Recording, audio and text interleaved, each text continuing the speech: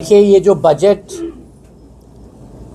पश्चिम बंगाल की सरकार ने इस बार पेश किया है, ये ममता बनर्जी की सरकार का आखिरी बजट है। अगले साल चुनाव के बाद भारतीय जनता पार्टी की जो सरकार यहाँ बनेगी, वो यहाँ की स्थानीय इंडस्ट्रीज़ को रिवाइव करने के लिए पूरा एक एक्शन प्लान लेकर आएगी और केंद्र से जो सहायता उसके लिए लगेगी उसको इम्प्लीमेंट करने के लिए जो सहयोग लगेगा उस सभी चीज़ों को यहाँ मुहैया कराया जाएगा।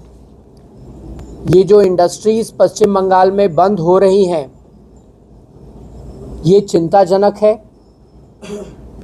पिछले 5 साल में आंकड़ों के मुताबिक लगभग 4000 कंपनियां पश्चिम बंगाल छोड़कर जा चुकी हैं।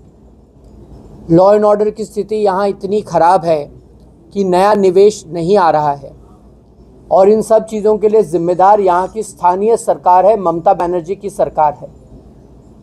आपकी चिंता बिल्कुल जायज़ है और इन सभी चिंताओं का समाधान तभी संभव है जब ममता बनर्जी की यहाँ से विदाई हो जाएगी और 2026 के चुनाव के बाद पश्चिम बंगाल को दोबारा उसकी जो ग्लोरी थी उस पर पहुँचाना भारतीय जनता पार्टी की सरकार का लक्ष्य होगा, उद्देश्य होगा। लेकिन मैं पुनः दोहराता हूँ, ये तभी संभव होगा जब यहाँ पर ममता बनर्जी की सरकार की विदाई होगी और भारतीय जनता पार्टी की सरकार यहाँ बनेगी। केंद्र सरकार के जो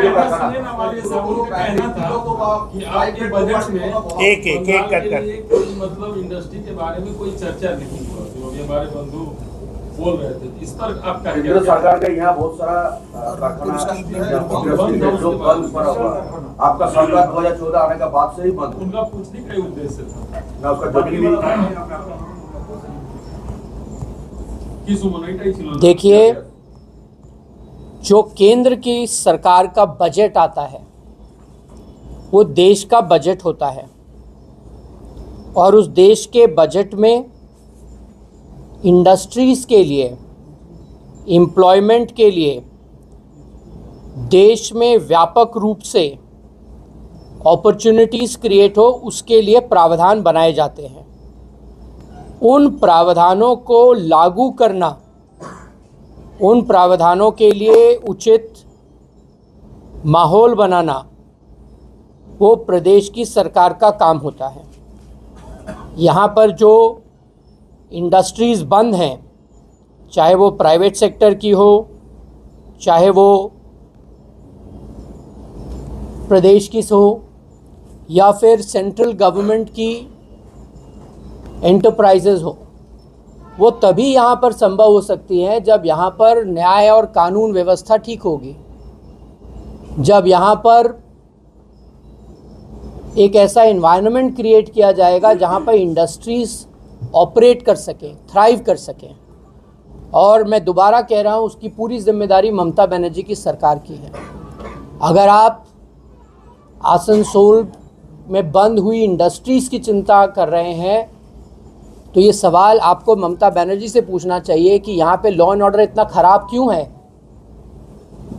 यहाँ पर एक्सटॉर्शन क्यों होता है, यहाँ सिंडिकेट्स क्यों चलते हैं, यहाँ पर कर्मचारियों का शोषण क्यों होता है, यहाँ पर आपके सांसद विधायक कट मनी के रैकेट में क्यों इन्वॉल्व हैं। ये सारे सवाल आपको ममता बनर्जी की सरकार से पूछने हैं।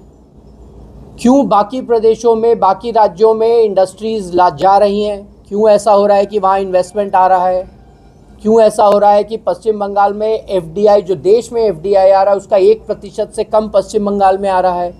ऐसा क्यों हो रहा है कि पिछले 5 सालों में 4000 कंपनियां, उसमें कई लिस्टेड कंपनियां बंद हो गई हैं। ये सारे सवाल आपके जायज़ हैं, लेकिन ममता बनर्जी के लिए होने चाहिए। देखिए, आज पश्चिम बंगाल में हर लोकसभा से 1.5 लाख आदमी बाहर काम करने जाता है। श्रमजीवी श्रमिक जिसको कहते हैं, परजीवी श्रमिक जिसको कहते हैं। यही पश्चिम बंगाल में आपने लक्की भंडार की बात कही, और इसी पश्चिम बंगाल में संदेश खाली भी होता है, आरजी कार जैसी घटना भी होती है।